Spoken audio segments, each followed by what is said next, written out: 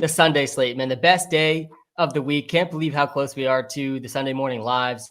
I will be in Spain in week 1 for a wedding, and I'm really hoping it does not interrupt the week 1 Sunday morning live. If it does, Avery or Seth will be hopping on to keep the streak of Sunday morning lives going here at WalterPicks. But we got a really fun Sunday slate. I think we should start with this Tampa Bay Buccaneers and Falcons game. I think almost all of these games, they always give us so many 1:00 games and just so few late window games. I don't think it's much different here in week 1, even with no buys. This game, similar to the first two we talked about, pretty high over-under projection. This is projected to be even closer than this first two, though. The Bucs are 1.5 point favorites in this game. This Bucs team, like a month ago, it seemed like the ball was going to be spread out a lot. There's just a lot of mouths to feed between Mike Evans and between Chris Godwin potentially returning. Doesn't seem like he's going to be ready for this game. And Emeka Egbuka, Jalen McMillan was a pretty good rookie.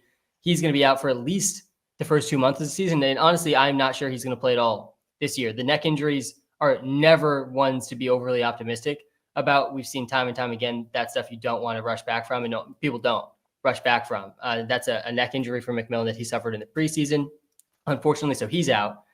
And Rachaad White's been injured as well. We'll see if he's ready for week 1. And suddenly, this team gets pretty condensed. And Emeka Egbuka is a guy that I cannot wait to watch, given all those circumstances. Chris Godwin supposedly is not going to start on the PUP list, the PUP list, so he might be back in like week 3 or week 4. I think that'd be on the optimistic side for Chris Godwin. But Emeka Egbuka, Mike Evans in a game in a dome against the Falcons, who I'm also pretty excited about. I mean, both these guys are just absolute smashes week 1. I haven't seen if there's any lines out for Egbuka yet, but I'm definitely going to be watching those really, really closely. If we recorded this a little bit later, I think that might have been my favorite prop of the week, whatever his receptions line is.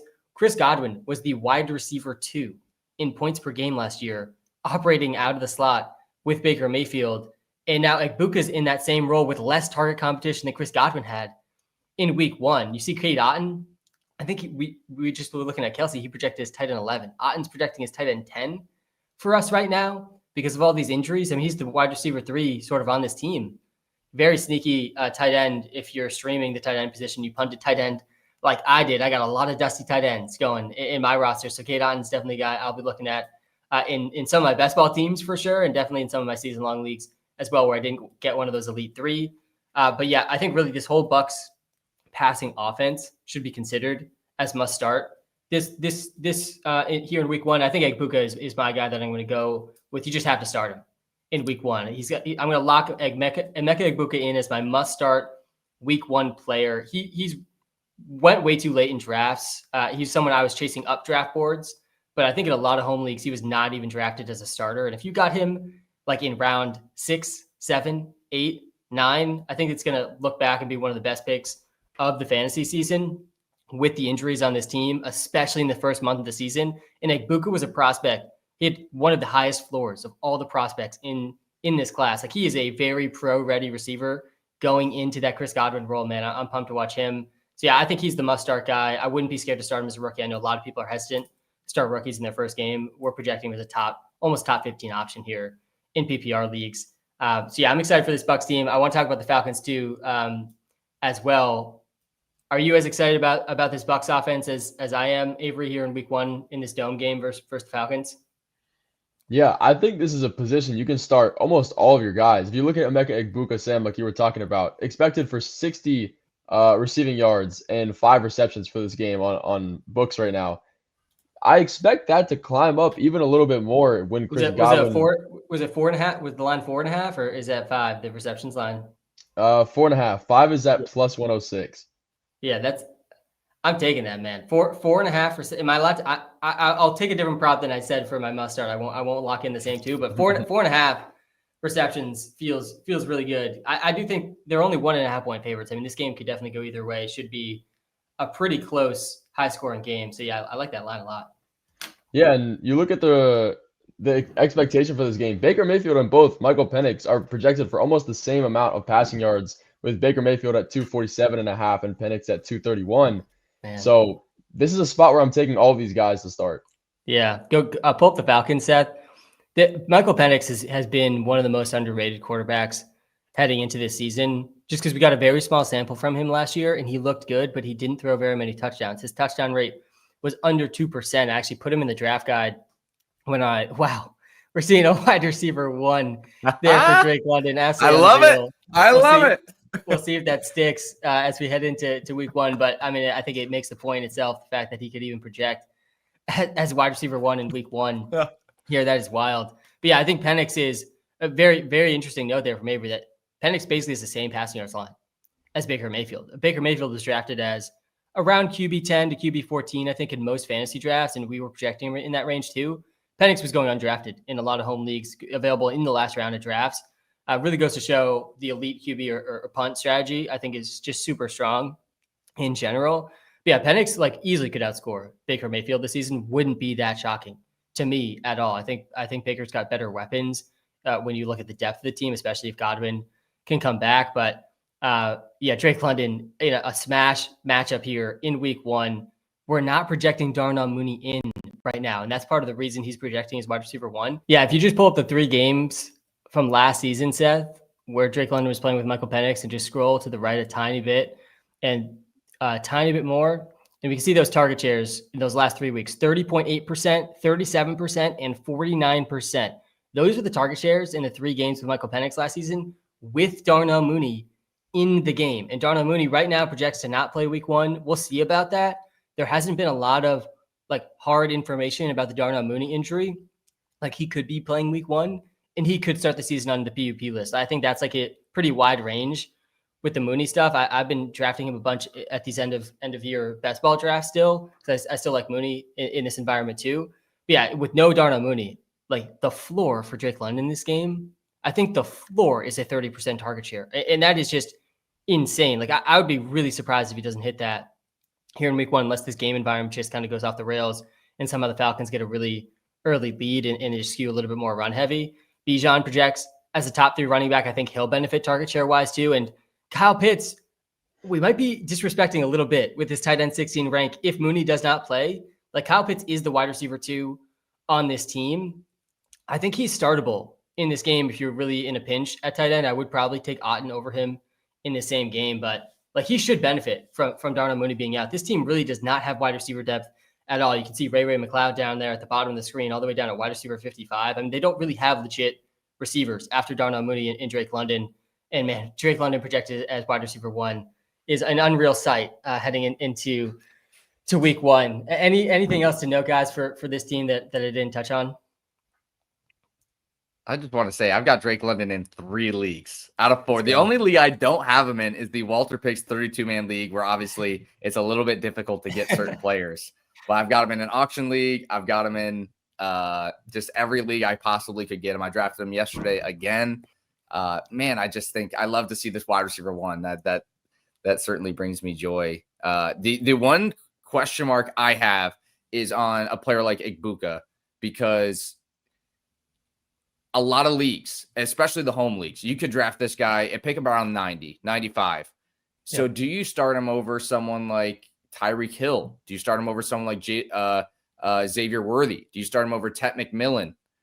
So Sam and Avery is we'll just go down the line. Would you start? I'm starting over all 3 of those guys. All three, right? I think all 3 of those guys, I'm starting them over here in week 1. Tyreek is the toughest one for me. I don't even know, is Tyreek even going to be playing week 1? I mean, he hasn't practiced in a while with an oblique. I think he probably will be playing in week 1, and that's a tougher one, because how many games is Tyreek going to get in? What is he going to look like compared to last year? The ceiling for Tyreek is obviously extremely, extremely high. But yeah, personally, I think I'm starting Igbuka over all 3 of those guys in the Godwin role with no Godwin in week 1. What do you think about that, Avery? I think in a perfect world, that makes a lot of sense. He is a rookie, but I could 100% see him just outperforming the projections, especially without Chris Godwin, in a game that's a decent over-under and expected to be very close. It shouldn't be a game where they just completely abandon the pass, and we know Baker Mayfield likes to do that a lot. So I'm fine with that. I'm starting Igbuka for sure.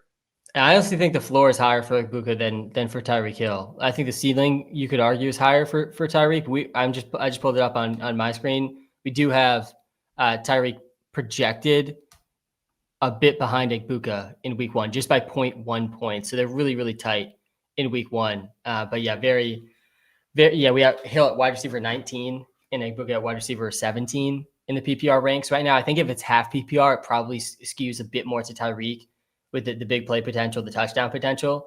But yeah, I just want to reiterate, this isn't, a normal rookie. This is a first round rookie wide receiver that was the most pro ready receiver in the class. I like it. I like Ted McMillan a lot as well. But yeah, this game environment too is just going to be really strong in the dome. That was in half PPR we were looking at.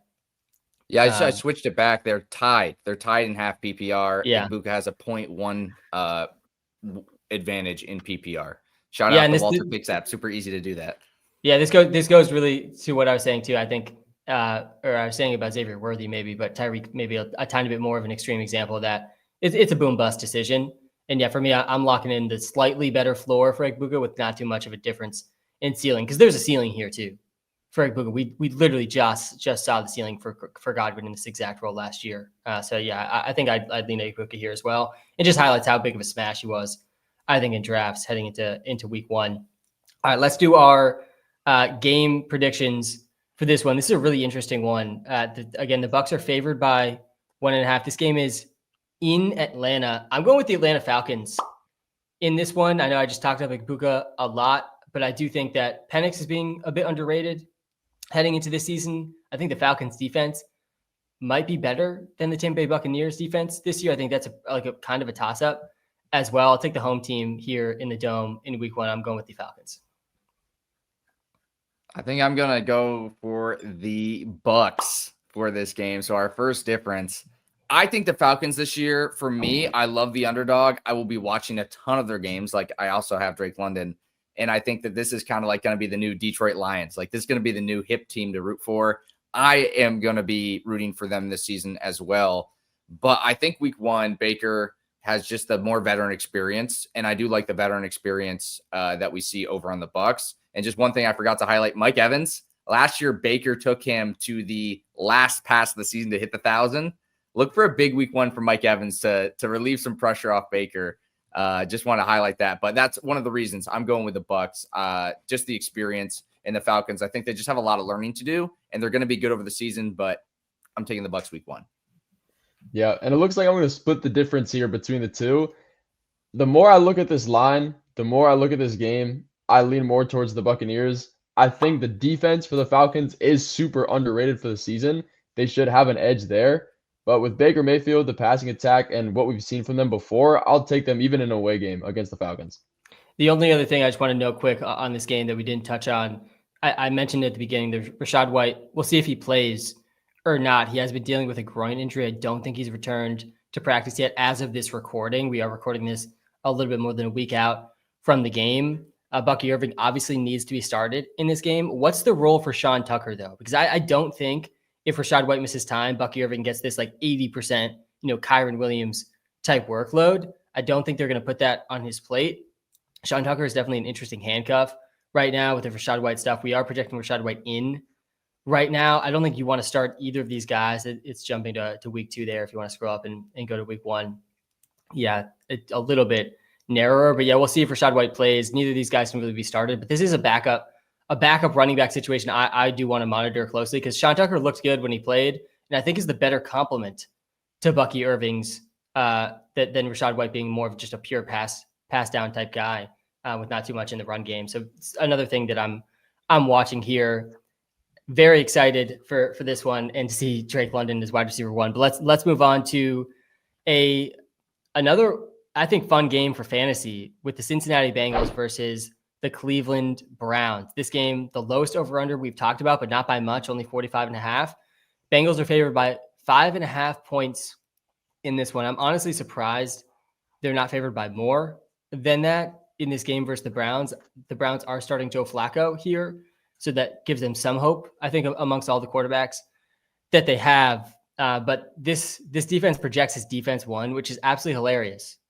Considering they're the worst defense in the NFL. And it just goes to show they might be the worst defense in the NFL. I'd probably peg them as the worst defense in the NFL again. This season, they were so bad last year. I mean, frequently, this team was scoring 40 points in losing in games. Yeah, multiple negative point weeks here looking back at the stats from last year, but you see they had some good games too. They had 18 points against the Browns there in week 16. I mean, the Browns are definitely going to be at 15 in week 7 as well. Definitely an offense you want to target with fantasy defenses this season. We don't need to talk too much about Chase and T. Higgins for fantasy. Obviously, these guys have to be locked in to starting lineups, to the higher floor, higher ceiling guys. I've drafted so much T. Higgins this year, just praying he can get a fully healthy season. And I think you're just getting a slight discount. Jamar Chase, 2 rounds later in fantasy drafts, Chase Brown projects as a top 10 running back. You drafted him as probably your running back 1, if not running back 2 in the second round. He's got to be started.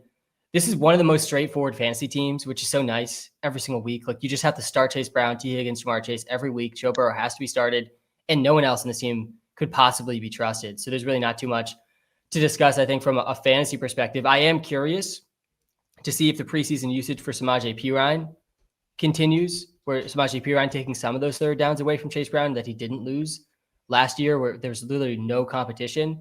And then what's the role for Taj Brooks as well? Is he going to mix in a little bit in short yardage and goal line work? Because he might be the best short yardage back this team has. I think Taj Brooks, one of those intriguing later round rookie running backs that I'll be watching closely and could win leagues if Chase Brown were to suffer an injury. I think that pretty much covers it, though, for the Bengals. Let's go to the other side of this game with the Browns. I think a lot more of difficult fantasy decisions here. But when in doubt, man, you're going to want to start your players when they're playing the Cincinnati Bengals. I think you absolutely need to lock in Njoku.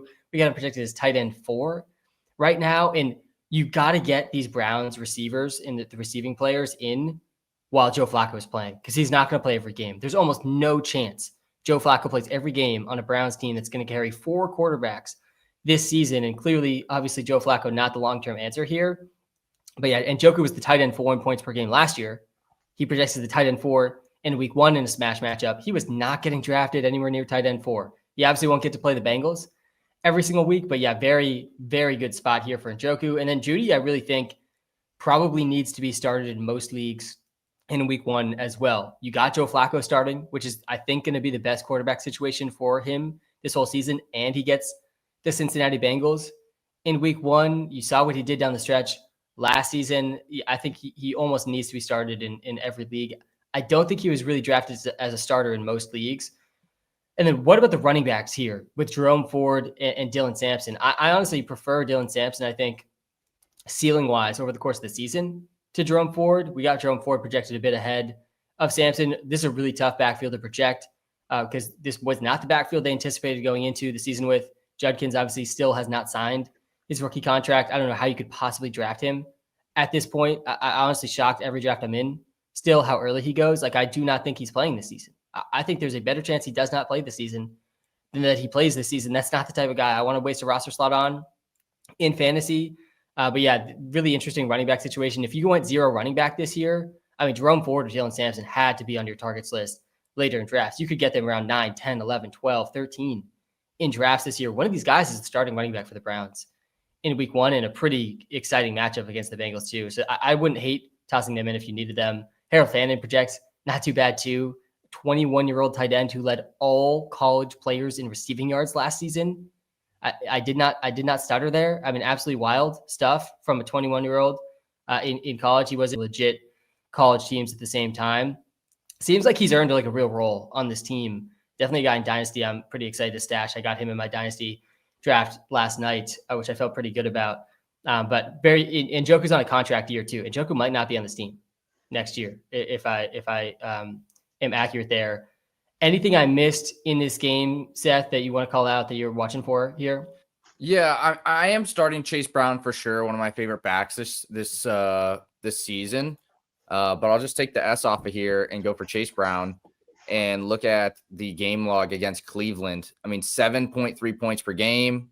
Maybe because that was a rougher start, but he was dominating and then went back down to 14 points when he faced the Browns. They added Mason Graham. And I'm a defense guy. I'm an AFC North, born and raised NFL fan, and I am pumped for this Browns defense. With Myles Garrett and Mason Graham, it just could be a meat grinder up front and just be impossible to move the ball. And this may be like a Jamar Chase, T. Higgins legacy game. Like, it just could be so much passing. I do see some pass volume here. but I am scared a little bit of Cleveland. I think we're going to see that. Now, if you're not an AFC North fan, you may not want to watch this game. Like you said at the beginning, the Bengals only 5.5-point favorites. They may win by 20. I would not be surprised. Yeah. But, man, I am a little bit worried about the run game anytime anybody's facing Cleveland this year, because I think you can move it through the air a little bit better. And I think it's going to be really fun if you're a defensive football fan to watch this team work. So I'm going to call that out, that I am a little bit nervous for Chase Brown compared to most weeks. And then for the Browns, yeah, it's definitely interesting. It's definitely, I mean, you kind of have to start him. It is an interesting shout with what I was saying with Pirine too. I do think Pirine is going to have a bigger role than any running back really had when Chase Brown was getting that massive role down the stretch last season. So yeah, definitely something to watch. It's a good call. And then for the Browns, I'm kind of out this year just overall. I think Jerome Ford, Dylan Sampson, like, how do you sit them?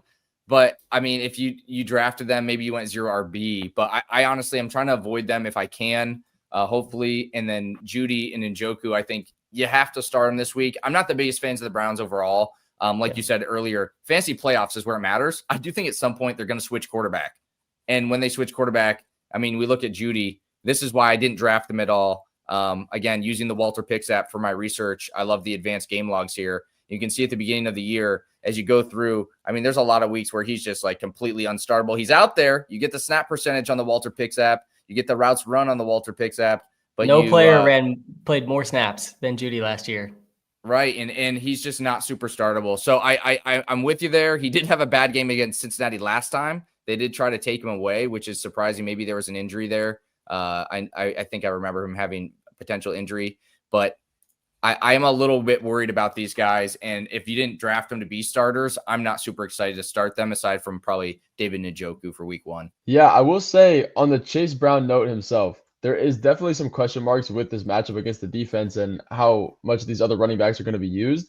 But we look at him last season as the RB1 with no Zach Moss. He averaged almost 7 targets a game in that back half of the season.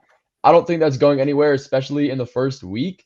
In a game where you're projected to win the Cincinnati Bengals by 5.5 points, even if they can't run the ball, eventually they're going to have to. I think Chase Brown is a great start for me. But when we look at the Brown side of things, my start of the week is coming on this team, which is kind of worrisome because the Browns are a very up and down offense. But I think Jerry Jeudy is a guy that you need to have in your starting lineup in this game. Again, the Bengals are projected to win by almost a touchdown.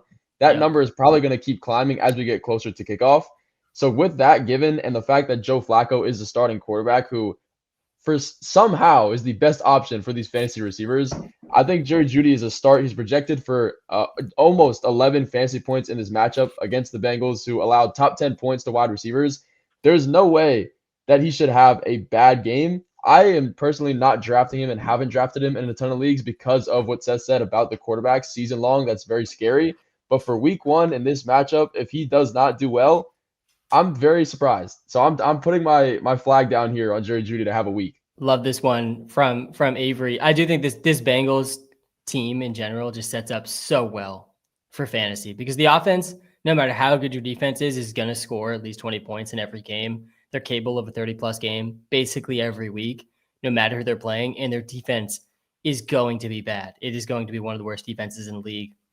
So love that shout for sure. I think that's a good call. I mean, and like I was saying earlier too, Avery, you just don't know how many games you're getting with Flacco. Never mind the game against maybe the worst defense in the NFL. So I agree. If you drafted Jeudy, like this is the week to start him. This could be the best projectable week at least to start him. Anyone taking the Browns in this game, I'm certainly locking in the Bengals. Agreed. Yeah, no, I might be high on Jeudy, but not the Browns. And I agree with what Seth said about the two running backs. It's a tough start sit decision. To me, like two of the better best ball picks for all the 0 running back teams where you don't have to guess when these weeks are going to come. They both should catch passes. I got a lot of 0 running back teams with both Ford and Sampson on them. So I'll certainly be rooting for both guys all season. But let's jump to the next game here. So we got, I think Avery and I's must starts are out of the way. Avery went Jeudy. I went Emeka Egbuka. We all three still have our must benches. All three of us still have our player prop that we are smashing in week 1. And we also Did I miss anything there? And we're still talking about our waiver wire pickup of week 1 too. We have not talked about the waiver wire pickup of week 1 yet. Okay, on to the next game, which is another 1:00 game between the Miami Dolphins and the Indianapolis Colts. This one is a game I'm definitely excited for. And if I'm reading this right, which I am, Colts are 1.5 point favorites in this game. I don't know if there's a team with worse vibes heading into the season than the Miami Dolphins right now. On top of all the Tyreek stuff, Tyreek, for those of you not following as closely as us, Tyreek at the end of last season, or if you are following as closely as us, just a quick recap. End of last season, Tyreek publicly says, "I'm out, bro. I'm out. I want out of this team." And that didn't sit so well with the entire organization and Tua. I think Sam summed it up really well with the vibes are bad right now. And then he comes back this year and just the vibes have kind of been off all preseason. He hasn't practiced like almost at all, like all of training camp. Oblique injury, he says, he's dealing with right now. Chemistry has appeared to be off. Tua said, they had to work on it and sort of build that trust back earlier in the preseason. That was a pretty odd comment. The beat reporters all preseason have been saying Jalen Waddle is the wide receiver 1 on this team, not Tyreek Hill. All that feels very noteworthy and makes Tyreek pretty risky. I think there is not a player with a wider range of outcomes this NFL season than Tyreek Hill, because we know what the ceiling is for Tyreek Hill. He could literally be the wide receiver 1 overall in fantasy. If you just pull up those profile real quick again for Tyreek and just go back 1 year on this main profile page, literally 2 years ago, he was the wide receiver 1 in fantasy football, 23.7 points per game. Tua led the NFL in pass yards this season. Like, what a world of difference 2 years later. Tua has another season with concussion problems. Tyreek deals with injuries, says he wants to leave the team. And now suddenly, like Tyreek for me, do not draft list guy for me. In week 1, though, here against the Colts, if he's playing, in a lot of spots, you're going to have to start him. I said earlier I would start Ibuka, but if he's playing, I think that's part of the tough part of drafting him. He's going to be a boom bust option, I think, every week, if he even plays. I'm not even convinced he's definitely playing here in week 1 since he's barely practiced at all. If you go just back to the team here, the other bad vibe for the Dolphins right now is Devon Achane, who's in this like Christian McCaffrey-like situation from last year, where he's dealing with some calf stuff ahead of the season, and he's unlikely to practice this week. He's currently week to week. Guys, the season's a week away. You do not want to be week to week with a calf injury a week away from the season. Never mind at running back. At least the Dolphins are being honest about it, unlike the 49ers last season. So it's not going to be a surprise week 1 if Achane misses. Like, at least we have that, and at least we have this information in drafts. But man, I was smashing Achane all draft season. I thought he could get like 80 catches this season in this role without Jonnu Smith, Tyreek Hill maybe, on the outside looking in kind of on this team. Achane might lead the NFL in receptions if he's fully healthy this season at the running back position. He could really compete with Kamara and McCaffrey. He was number 3. He was top 3 in running back target share last season with those two guys who are some of the most elite pass catching backs we've ever seen. He projects as running back 7 for us right now. He might not play week 1 though. And man, if he doesn't play week 1, I mean, where's the ball going in his offense? It kind of has to go to Tyreek and Waddle. Ollie Gordon projects the backup right now. Jalen Wright's looked awful in the preseason. Darren Waller coming back out of retirement. He was retired for 1 or 2 seasons. I don't even remember how many seasons. I think 2. I think 2 seasons for he left to pursue the rapping career a couple of years ago. I think 2022. Yeah, 2023 he did not. Oh, yeah, he did play in 2023 briefly. So yeah, it was a 1-year absence for Darren Waller in 2024. Really intrigued to see what his role is like. I don't think it's going to be just like right into that Jonnu Smith role. I think he's a much different player than Jonnu. He might steal some touchdowns in the red zone. He's on a lot of my dusty best ball tight end teams. So I'm rooting for him, on those squads. But yeah, obviously off the fantasy radar. I wouldn't be shocked though if he ends up being one of those waiver ads after week 1. He scores a touchdown or 2 in this first game against the Colts, and suddenly everyone's scrambling because their tight end spot scored almost 0 points in week 1. But yeah, really right now for me, the only must start on this team is Jalen Waddle heading into week 1. He projects as just wide receiver 35 right now. I'm definitely starting him though in week 1. I think we're probably a little too low there, and the gap between him and Tyreek should probably be closer there in week 1. And then on the other side of this game, the Colts are kind of a mess for fantasy right now. There's also injuries to be monitoring there. Daniel Jones is starting week 1, and I think that's a good thing for the receivers on this team. I don't want to be too bullish, though, based on Daniel Jones starting, because it's Daniel Jones. We've seen what he is at the NFL. He is, at best, like a low-end starter in the NFL. That's the best he's going to give you. I do think that's a pretty decent step up from Anthony Richardson from a passing perspective. But from an overall playmaking perspective, like I think they're still pretty close. And I was honestly a little surprised the Colts went with Daniel Jones over Anthony Richardson. Feels like they're just trying to save their jobs rather than do the best thing for the potential upside of the organization with Anthony Richardson. But yeah, JT is really the only locked in guy you're definitely starting. Tyler Warren, though, he projects as tight end 6 for us right now. You kind of have to start him as well if you drafted him. And I think we were preaching all offseason. Like if you draft Warren, if you draft Loveland, take a second guy because these rookie tight ends sometimes start slow. I actually don't think that's going to be the case for Tyler Warren. And as the offseason's gone on, it's been more and more clear that Warren should be like a pretty decently ahead of Colston Loveland with his projectable like potential role in this offense. He could lead this team in receptions and receiving yards. That's the type of role he could have. He could have goal line carries in this offense. That's the type of role in playmaker that he is. He's startable week 1 for sure. Projects as a top 6 tight end, which is definitely noteworthy here. But Pittman and Downs, super risky here in week 1. Downs dealing with a hamstring injury. I don't even know if he's going to play. And if he doesn't play, makes it a little easier to start Pittman and Warren. But if he does, I think I would take Downs over Pittman with Daniel Jones starting. Like a Wan'Dale plus type of role is actually kind of exciting in a PPR league. But like all the pass catchers on this team are a little bit sketchy, I think, in this game, especially with the Colts projected as favorites here. Anything else to add, Avery, in this game that I didn't touch on? Yeah, season long, I think Michael Pittman will be a decent startable player. It was really an Anthony Richardson problem. He led the league in uncatchable target rate last year, and Michael Pittman, just without Anthony Richardson, averaged, I believe, over 13 fantasy points per game. So you can expect that without him and Daniel Jones in this offense to be better. This is not the week that I'm trusting that. Daniel Jones is only projected for 192 passing yards this week, and they are projected to win. So I'm really not trusting any of these Colts pass catchers, especially in week 1. If Downs does miss, I'm fine throwing Pittman in a flex spot just because there's really nobody else outside of him and Warren. Tua, on the other hand, 250 almost passing yards projected. I think Tyreek Hill is a scary start. He is definitely risky, but the ceiling is also there because we know who he is. He is turning 32 this season. There is some downsides, but I'm starting those guys. Jalen Waddle should be a start. And honestly, I'm taking the Dolphins to, I guess, upset the Colts in this matchup as well. Seth, what do you think? What do you think about that? Who are you taking this game, and anything else to add? Yeah, I did have one thing to add. Ollie Gordon for the Dolphins. He really got a job. One of the awesome parts of preseason is we get to see players go from college to the NFL and sometimes get the job. And that's just an amazing thing to watch for them. And Ollie Gordon did that in the preseason game recently where he stepped up. Achane was hurt. He needed to show. Jalen Wright has struggled this entire preseason. And Ollie Gordon took hold of the running back 2 role.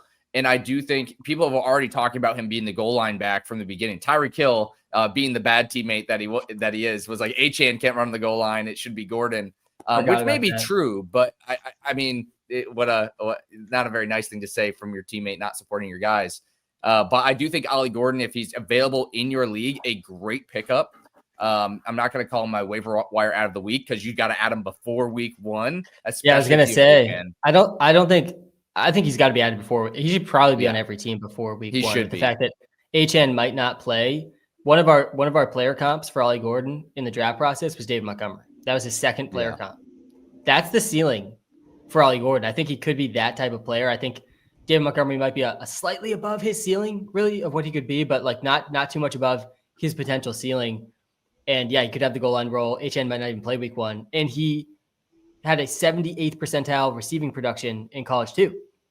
This running back class, man, I'm so excited for this rookie running back class. Ollie Gordon is definitely rising up that list of guys to be excited about. But yeah, I agree. We can't say him after week 1 waiver wire ad because I think he really needs to be added before week 1 in basically every league.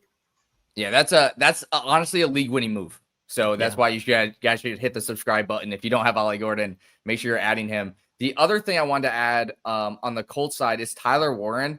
Because he's a tight end, I won't make him my must start of the week. But I do firmly believe that Tyler Warren is going to show up as a star.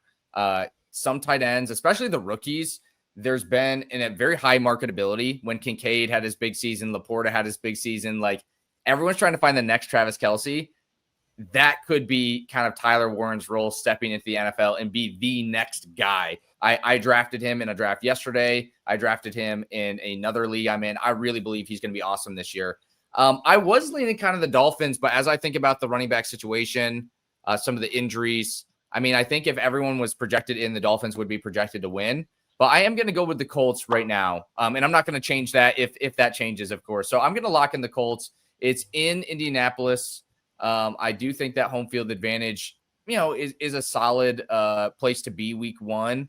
I like the upgrade at quarterback with Daniel Jones. I don't like Anthony Richardson as an NFL quarterback. I think he's got a lot of room to develop. He's still very young, so it still could work out for him. But I'm going to go with the Colts and Daniel Jones. And I think really this is going to be a Jonathan Taylor game. Tyler Warren, though, I'd be interested, Avery. You've had some of the lines here. If you do have anything for Tyler Warren on what he's projected this week, because I didn't see that yesterday, and he may be. Do you have them? Yeah, I'm not seeing anything up yet for them. It's probably too early. So yeah, but this one will be. I mean, most of the games we're gonna continue to talk about aren't gonna have the lines up quite yet. But I am gonna lock in Tyler Warren, like without even seeing it. I think the yardage is what I'd go for. Nice. I'd watch out for the one thing I'd watch out for is the trap is the rushing plus receiving. Now he could have some good results there, but I'm probably gonna stick just the receiving, because that I think is a little bit of a trap from Vegas, since we have talked a little bit about his rushing prowess, which I expect to see, but I don't know if I'm willing to put money on that week one. So I'm going to stick with his receiving yards and lock him in. Not as my must start because he's a tight end, but a player you have to go for. Yeah, totally fair. I mean, maybe 1 or 2 carries, I would guess week one. We have to see what the real workload looks like as a running back, because DJ Giddens, I also think might have some of a role. It seems like he locked up the running back 2 slot behind Jonathan Taylor. And then obviously Jonathan Taylor is going to get the bulk of the work in the backfield, but definitely a good shout. A blind player prop pick there from Seth. That is a confident prop there for Seth for sure. I'm taking the Dolphins in this one. The vibes are really, really bad across the board, but they have the better quarterback in this game. I do think that the Colts have a better defense than the Dolphins, and that is also some reason for concern with this Dolphins team. I think also some reason to be a little bit excited about the passing attack for the Dolphins. I really think Waddle could absolutely smash this season. But I think the Dolphins can put at bay some of the bad vibes here in week one, and kind of an easy week one matchup here against the Colts in a Daniel Jones led offense. So yeah, I'm going with the Dolphins as underdogs, 1.5 point underdogs. I think they probably would have been favorites at home. Usually home field advantage is worth around 2.5, 3 points in spreads in the NFL. But yeah, I think that's 2 versus 1, Dolphins versus Colts here in this one. On to a game that when I woke up this morning and knew we were going to be talking about the games, I was most excited to talk about, I think, with you guys on this stream. And that is the Las Vegas Raiders playing the New England Patriots in New England. I know most people probably aren't as excited about this game as I am. This game's in New England. I actually want to start with the Patriots in this one, because as I was thinking about it, I don't know if there's a team, and maybe it's the Dolphins, honestly, looking at that last matchup, but I don't really know if there's a team with more pressure on them in week one than the New England Patriots. They're going from, they should have had the first overall pick last year. They blew it in week 18. They're going from a bottom 5 team in the NFL last year to a team that people are expecting to get 9+ wins this season. I mean, it's really rare to see expectations shift this dramatically for any NFL team. And the expectations are so high for the Patriots coming off a really, really bad season. The whole coaching staff has changed. They drafted a bunch of pretty exciting offensive players. They improved the offensive line. There was a lot of reason for optimism here, but now they come in to week one. They're 2.5 point favorites against a very beatable Raiders team. They got to win this game. I mean, there's a lot of pressure to win this game. If they do not win this game, this is going to suddenly shift really fast to a lot of pressure on this organization to turn things around quick. And the opposite can be true as well if they come out really strong, which I do think they will win this one. But there's a lot of pressure here on the Pats to be good right away out of the gates this season off of last year.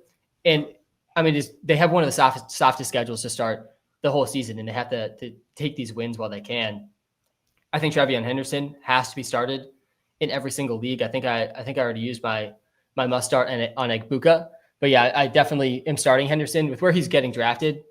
I mean, I've been chasing up draft boards, guys. I couldn't stop myself from taking him. I was so annoyed that his price got so much higher in the very last couple of weeks of draft season. Frequently, he was going in round 5, like all draft season, and then just in the last 2 weeks, because the Pats had their best offensive player returning kicks in the preseason, he starts going in round 3. Like I was literally taking him in round 3, at the end of round 3 of some of my 12-team draft. So obviously, I'm going to start him if I took him there. Drake May, I think, is startable if you went late QB. And then Stephon Diggs, I think you could start as well. But coming off the ACL, I think I'd prefer not to need to start him. He didn't play at all this preseason. He hasn't missed a practice. I do think he's going to end up being a good fantasy pick, but he's not the type of guy coming off an ACL at 30, 31 years old. I think he's at like the guy that I want to force into my starting lineup here in week 1. The other thing and sort of reason for some pressure in this game for the Pats, this is a Josh McDaniels revenge game here. Josh McDaniels has been awful everywhere he's been outside of the New England Patriots organization. I think one of those first stops was the Raiders as head coach. That went absolutely miserably for Josh McDaniels.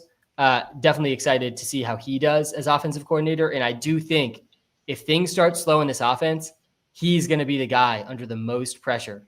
We've never seen Josh McDaniels succeed without Tom Brady. With Tom Brady, he won 6 Super Bowls for the Patriots. All 6 of the Tom Brady Super Bowls, Josh McDaniels was the OC. So that's also a storyline for the Pats I'll be watching really, really closely. If we jump to the Raiders side of the ball in this game, Genti obviously needs to be started. First round pick, second round pick in every fantasy league. I was honestly a little surprised how much they were using him in the preseason, but I do think that's somewhat of a prelude to how much they're going to use him in the season. He didn't really do much in the preseason, but that doesn't worry me all that much. I think he is a candidate to lead the NFL in carries. And then Brock Bowers, he projects as tight end too. Obviously, you're starting him every single week.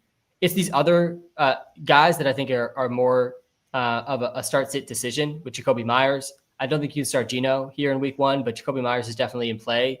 We're projecting him as wide receiver 32. I think one of the safer guys, like I think I would start him over Stephon Diggs in the same game here. The Patriots, I think I mentioned 2.5-point favorites in this game. I'm taking the Pats, but really, I think one of the most uncertain offensive situations in terms of how they're going to deploy their offense is the Raiders this season. Chip Kelly coming back to the NFL after many years being outside of the NFL. They also have Pete Carroll coming in as a head coach who has been out of the league for at least a couple of years, at least 1 year. New quarterback as well, new running back. Like this whole team has changed. And I think no one really knows exactly how this offense is going to look. So that's also something to watch closely. Seth, anything to add from this game? Do you agree with me that there's a lot of pressure on the Pats here? Yeah, I think honestly, there's pressure on both teams. Both teams got a new head coach. Both teams had huge changes. Like you said, the Raiders changed their quarterback. They added Ashton Genti. They drafted some O linemen. The Patriots, they brought in Stephon Diggs, Travion Henderson, that Will Campbell, who I am pumped about as well, offensive lineman for the Patriots. Absolutely love that guy. He's looked great in the preseason as well. Saw some really nice film breakdowns on how he's just dominating in the preseason as well. So very excited. You could not pay me to bet on this game. And there's absolutely no way I would ever put any of my hard-earned money on this game, because when the Raiders the Raiders have had a horrible quarterback for years. Geno Smith, huge upgrade. Last year, Geno Smith, 5th in pass attempts per game. We have a pass-heavy quarterback. Deep ball attempts was top 12. Pretty exciting across the board here. So I'm honestly just ready to sit back and watch. I think this is one of the most exciting games of week 1 for sure. I won't say of the year, but man, these are 2 exciting teams with a lot of young talent and a lot of they have a veteran wide receiver, each of them, some young a rookie running back, each of them. So really excited about the game. Man, it's tough to go against the Raiders for me, because I am just excited about all the upgrades they made. And they're just so much better. They're not the Raiders of last year. They're going to be so much better than they were. But I do think New England having the home field advantage at this time of year is going to be a nice advantage for them. So I'm going to go with the Patriots as well. But this is definitely a game I think worth checking into and watching closely. Yeah, definitely. I think you make a good point. I mean, this probably is the week 1 matchup with the most year-over-year change on both sides of the ball. So definitely going to be really interesting dynamic there. The other thing I'm watching in this game is the wide receiver 2 position on both teams. Like, who's the wide receiver 2 on these teams? Obviously, Bowers is kind of the wide receiver 1, and then Myers is 2. But just purely at the wide receiver position, Thornton has gotten a lot of hype this preseason, but I think Trey Tucker is still going to be in sort of this win sprint almost every down role potentially. That's not super valuable for fantasy. And then the other side of the ball, the Patriots, who don't have a Brock Bowers type tight end, Hunter Henry should have another big role again. But who's the wide receiver 2 on this Patriots team? Is it Demario Douglas out of the slot? Is Efton Chisholm, who's even going to make the team? I seemingly going to make the team. Is he going to eat into that slot role at all? Probably not. But then, like, who's the other boundary receiver? We have Kyle Williams right now projected the best, but I mean, really, I think it should be Matt Collins or Kayshon Boutte projected a little bit ahead of him in terms of role. It's going to be Matt Collins and Boutte, I think, sort of splitting that wide receiver 2/3 role. If you want to count Douglas as the 2, I think that's reasonable. But I think there's like some uncertainty on both these teams down the wide receiver depth chart. That's worth monitoring. And if injuries hit Diggs or Myers this season, like some of these guys definitely could end up being somewhat relevant. Avery, anything we missed in this game and who are you taking? Yeah. As far as the Patriots receivers go, I think long-term, about halfway through the season of long-term, Kyle Williams is going to be that guy. I believe the non-interesting names of Matt Collins is probably going to be more fantasy viable. But to start off, I'm not starting any of them. I do think Demario Douglas himself is kind of getting squeezed out of this offense with the Stephon Diggs signing. They're both slot guys. They're both low average depth of target kind of guys. And we saw him kind of not get used in preseason with the starters because of that. So I think he's going to kind of be that odd man out. But as far as this matchup in total, the Patriots have already been bumped up to -3 favorites for this game. Oh, wow. That doesn't scare me. I'm taking the Raiders on this one. I will be taking left field for that. I think the Patriots have a better projectable defense if Christian Gonzalez is starting. He is questionable for this game coming into the week. If he does start, it is going to be more of a question for me. But I think Jacoby Myers is being slept on a little bit too much. This isn't my official prop for the week, but I think his line at 4.5 receptions is insanely low, especially with Christian Gonzalez. If he doesn't play, I'm taking Jacoby Myers' lines every single time. So whenever you're watching this, if Christian Gonzalez is in, you can make that decision for yourself. But we look at Geno Smith, the comparison from him to the carousel of trash, all respect, to O'Connell and Gardner Minshew. They were both combined bottom 3 in catchable target rate to their receivers. You look at Geno Smith, he's top 5. Is he an amazing fantasy quarterback? No, but he can get his receivers into good positions. And I think Jacoby Myers' receptions line, again, if there is no Gonzalez, is an absolute smash for me. I like Myers season long. I think he's great, and I'm taking the Raiders to win this one. Yeah, some great points there, Avery. Definitely, I think, and I know, Seth, you mentioned the QB upgrade too, but I think it's one of the more underrated QB upgrades of the offseason because Geno Smith is just not a name people are used to being an upgrade. But he's one of these guys that has just aged so well in the NFL, and he has gotten a lot better from when he was first, in the NFL. And yeah, definitely a massive upgrade. I got a lot of heat for saying Brock Bowers should be a first-round pick in fantasy in some of my content over the last month. And that was definitely part of it for me. Brock Bowers coming off the best rookie tight end season of all time and getting a QB upgrade. Like, typically we do see rookie tight ends in year 2 take a step forward. We don't typically see the best rookie tight end season of all time in year 1. So we'll see if that applies to Bowers. But if it does, man, he could have the best tight end season of all time this year. Like, that is in the range of outcomes for Bowers. And in past fantasy seasons, he would have been a first-round pick. Like, there was many years Gronk and Kelsey and some of these elite tight ends were first-round fantasy picks where they were projecting to potentially have one of those just all-time tight end seasons. That's in the cards, I think, for Bowers this year, for sure. So definitely curious to see how big his role is in how he meshes with Geno here in week 1, because that's obviously just a part of his range of outcomes, not what we're projecting. But 2-1 for the Pats, and yeah, really going to be an interesting one. The last thing I want to note here, this is a revenge game for Jacoby Myers. So I like what Avery was saying there for that narrative as well. And I think they've played the Raiders once since, but I don't know if you guys recall, I think it was 2 or 3 seasons ago now. Jacoby Myers had the worst ending play in NFL history of a game against the Raiders in Las Vegas. I was at that game where he tried to lateral it on the last play of the game straight to the defensive lineman of the Raiders, who then steamrolled Mac Jones and scored a game-winning end-of-time touchdown. I mean, I don't think I've seen a worse end-of-game play. And now, of course, he's on the Raiders in a revenge game against the Pats, ready to run it back against us. But yeah, that was one of the worst plays I've seen in history. All right, moving on to the Arizona Cardinals versus the Saints. We got a few more 1:00 games here still to get through. A big 1:00 slate for those people on Eastern, noon for the time zone we're looking at for you, Seth, in Nashville. The Cardinals go up against the Saints. Really good opening spot here for the Arizona Cardinals offense, in my opinion. Trey McBride projects as a top 3 tight end. You absolutely need to be starting him. Kyler, if you drafted him, I think needs to be started in this spot too. Really good spot for James Conner in week 1, who really was getting a bit underrated, I think, all draft season. Trey Benson, I still think, is more of a handcuff than really anything else, even though he got some positive praise this offseason. And I think Marvin Harrison Jr. needs to be started if you drafted him with one of your first 5 picks in fantasy. In most of the season-long drafts I've been seeing, he's going round 4 or round 5, which I think is a pretty fair and good price versus the best ball stuff I've been doing all offseason. He costed a round 3 pick almost all offseason.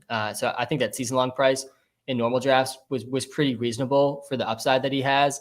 And I don't think he's going to be slow out of the gates this season like we saw at stretches last year. He is definitely a guy to watch really closely here in week 1, because if he last season 1.4 points, 1 catch, 4 yards in his first game, where we saw multiple just complete duds, and nothing really changed on this team. Like nothing.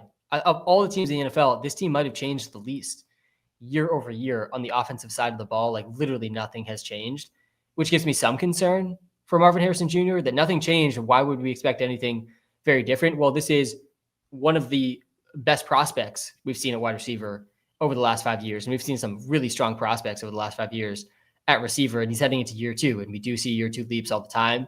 The guy looks completely different heading into this season, literally 20 pounds of muscle added. Say what you want about that, if you think that's good or bad. But yeah, I'm in on Marvin Harrison Jr. this season. I think the ceiling is there. I think the projectable volume is there. But I think this is another one of those kind of straightforward teams where you're starting Kyler, McBride, Connor, and Marv, and no one else could possibly be trusted on this team. The Cardinals defense, I did note in the draft guide, one of the defenses I liked to take in drafts, because they're available like almost always in drafts. Even if you're the last team to take a defense, sometimes they're sitting there. They're playing Spencer Rattler or Tyler Shuck. As of this recording, there hasn't been a name starting QB. I think the odds-on favorite right now is Rattler, but I honestly wouldn't be shocked either way. But before the preseason started, Shuck seemed like a big favorite, and now it seems to be Rattler. Both these guys are not good NFL quarterbacks. If you hop over to the Saints, I think the only guy you can really trust here is Alvin Kamara, but I do kind of want to start Chris Olave as well. If you scroll down to Olave, he projects as wide receiver 41.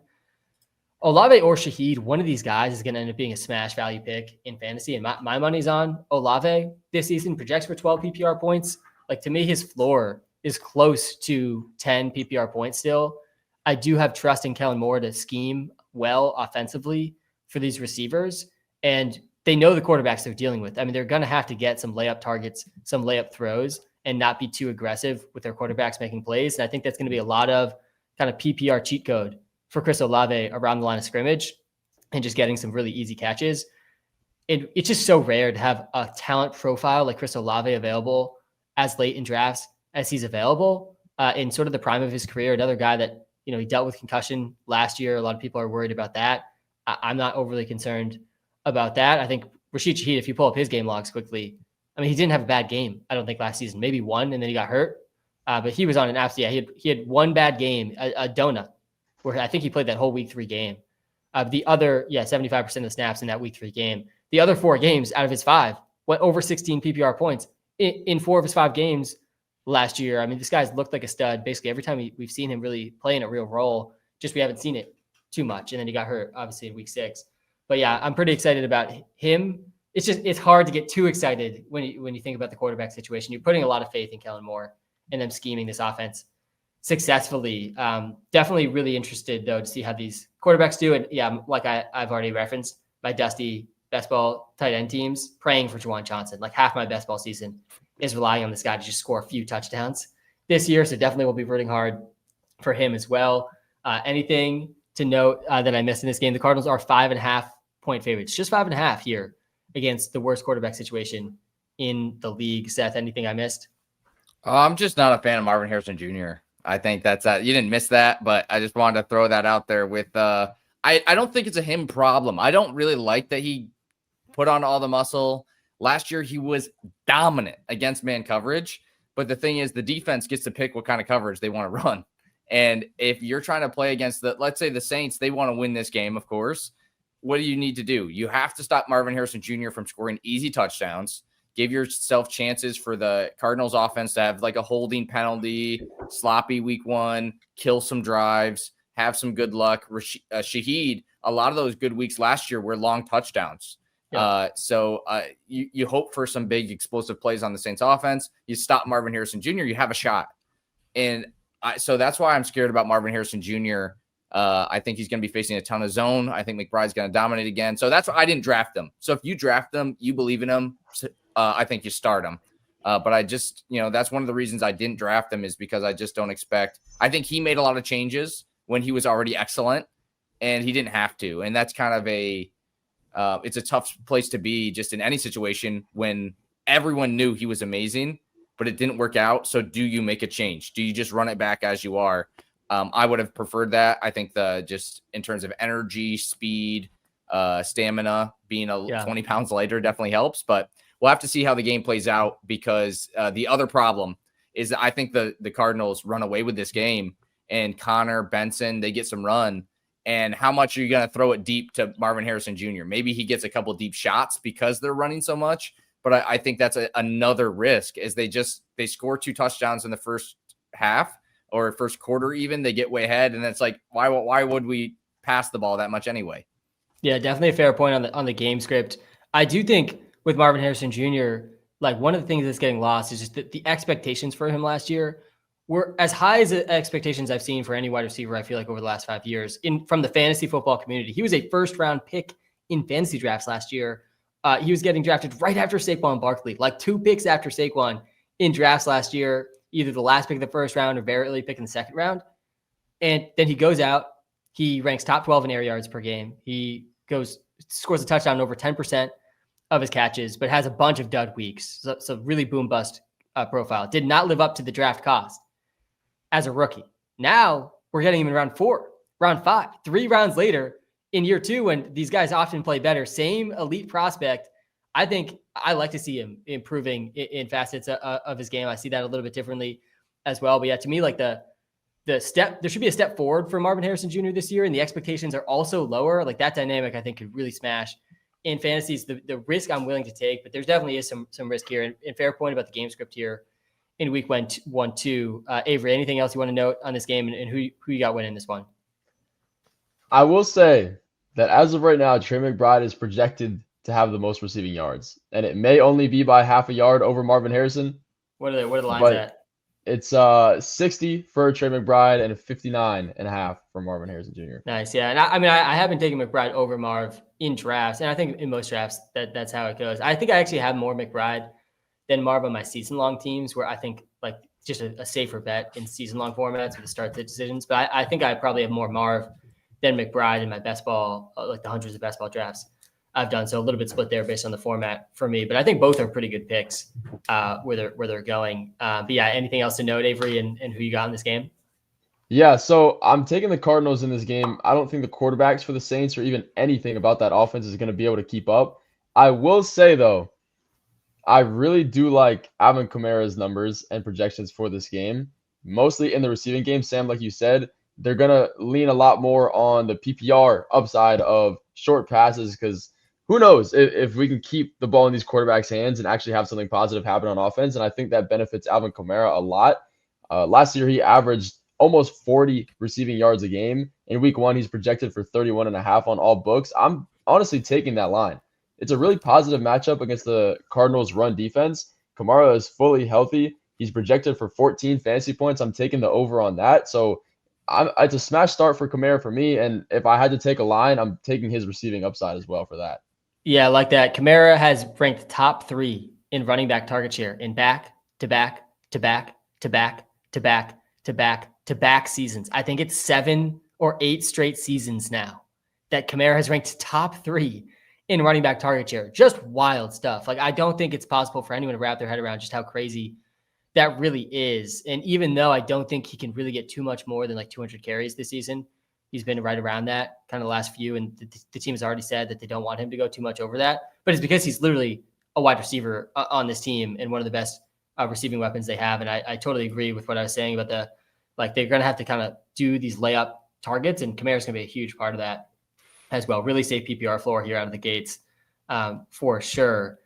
I'm going with the Cardinals too. Seth, I assume you're going with the Cardinals here as well. Yep. I don't think any of us would take these quarterbacks here in week 1. And man, there would be a lot of pressure on the Cardinals if they were to lose this in this spot at home, I think, too, in this game against the Saints. All right, moving on to the Pittsburgh Steelers and the New York Jets. This is a fun one, but maybe not so fun for fantasy. By far the lowest over-under of the week at 38.5. And months ago, when Aaron Rodgers was Aaron Rodgers going to come back? Was he not going to come back? The second I saw the week 1 schedule come out, I knew as a fact he was coming back to get this revenge game versus the Jets. I mean, you could not draw this up better. You get the Aaron Rodgers-led Steelers revenge game for Rodgers versus the Jets. You got the Justin Fields-led Jets in a revenge game versus the Steelers. You got the Arthur Smith-led Steelers here as well. I mean, very, very interesting just dynamics and storylines around this game, but I think it's going to be a pretty gross one. I mean, both these teams project as 2 of the most run-heavy teams in the NFL. Both these teams project as 2 of the slower-paced offenses in the NFL, and both teams might have a decent defense here as well. So, like, this could be a really ugly, low-scoring game and a pretty run-heavy game as well. Starting on the Steelers side of the ball, I don't know how you can start any of these running backs, man, in week 1, despite them being probably a run-first team. I mean, I'm pretty nervous about Caleb Johnson heading into the season. He's a guy I've been really high in this running back class. Of all the running backs in this class at their respective costs, I'm most nervous about Caleb Johnson with where he has been getting drafted. He's been behind Jaylen Warren and Kenneth Gainwell in the preseason.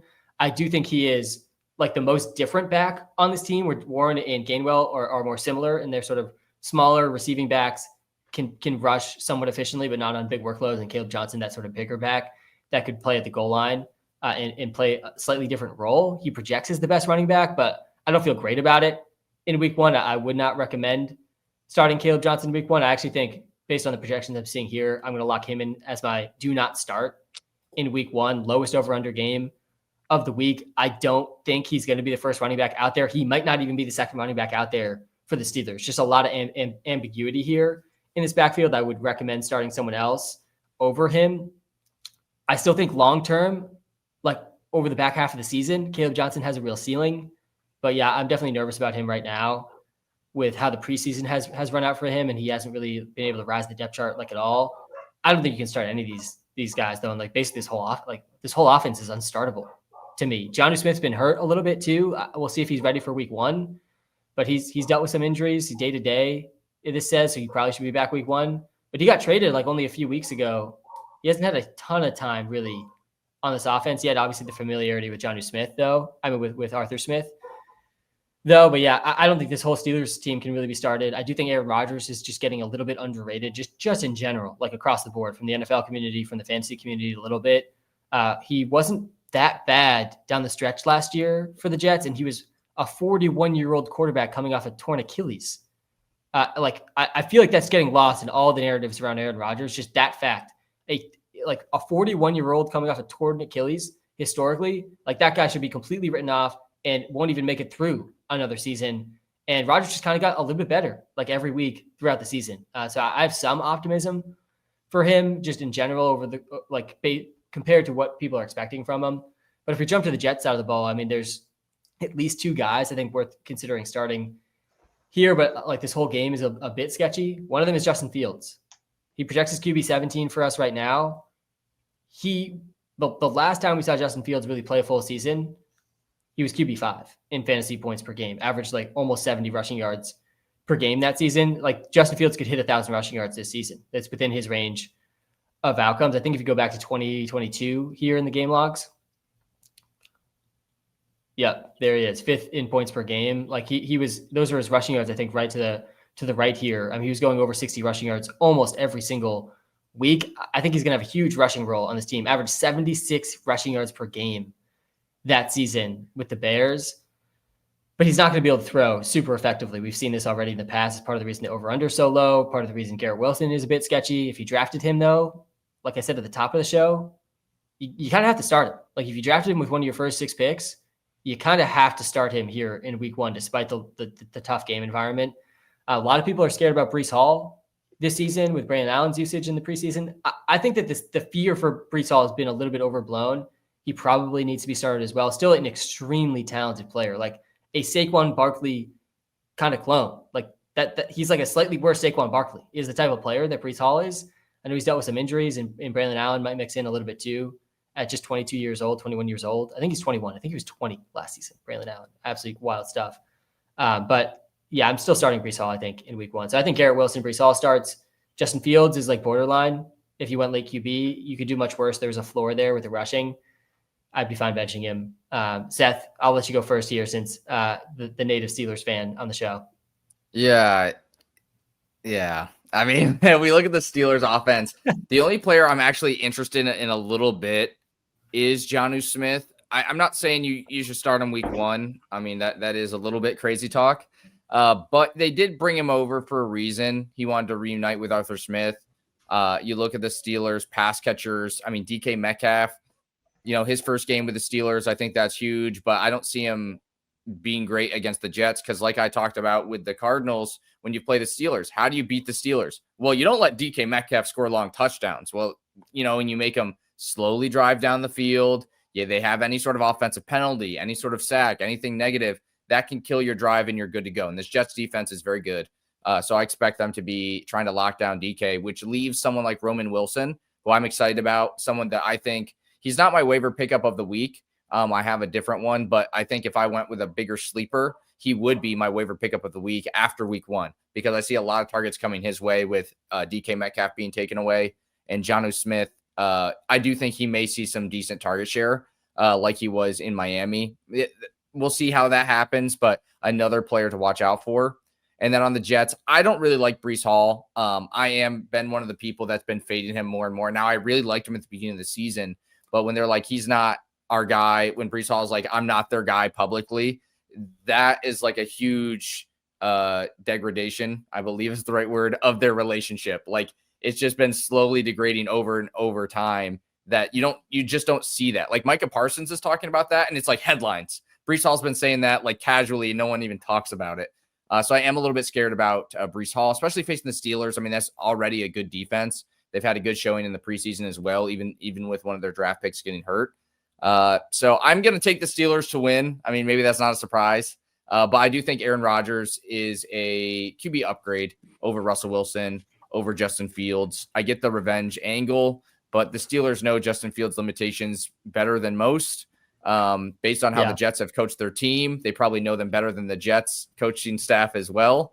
So I think it's going to be a tough game. Plus the Steelers, they face Lamar Jackson every year. So when you face Lamar Jackson, facing someone like Justin Fields is a whole lot more digestible than some of the teams who only face pocket passers, and that's like their main preparation. So I like the Steelers to win the game.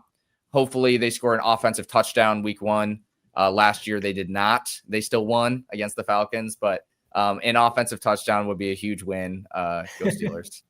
Yeah, it's a good point on Fields. I think I do lean more towards benching him than starting him here in week 1, given the matchup and the familiarity. Rare we have this sort of double revenge game narrative with both starting QBs. But the Steelers are favored by 3. I think I will take the Steelers here as well. Avery, anything to add and who you got in this game? Yeah, I have quite a bit to add in this matchup, which is unfortunate because it is one of the worst. No hate to the Steelers here, Seth. But the lowest over-under of the week, I am a public Garrett Wilson non-believer because of the situation. I think he is an amazing talent, a great wide receiver. I wish he was on another team or at least had a better quarterback, because that has been his downfall for the entirety of his career is bad quarterback play. He's projected for less receiving yards than Marvin Harrison Jr. is this week. He's projected for 53.5. That's ugly. That is really bad. Justin Fields is projected for 45 rushing yards in this matchup. It sucks, Garrett Wilson. You have to start him again because you draft him so early, and I guess there always is that potential that maybe he just gets a ton of receptions and doesn't go anywhere with it. But my main issue with this game and my must sit of the week is DK Metcalf. I don't think the scheme works at all with the Steelers. He's projected for 11.7 fantasy points per game. I don't even know if he reaches that. The Jets are bottom 5 in points allowed to wide receivers. He's going to be dealing with Sauce Gardner the entirety of the matchup. I don't love that. And Rodgers didn't play in the preseason. There's a real chance that the connection there just doesn't happen for a couple weeks. DK, I don't think fits in the West Coast shotgun style offense. The over-under is the lowest. I think the connection can be off. And he's only projected for 54.5 receiving yards this week.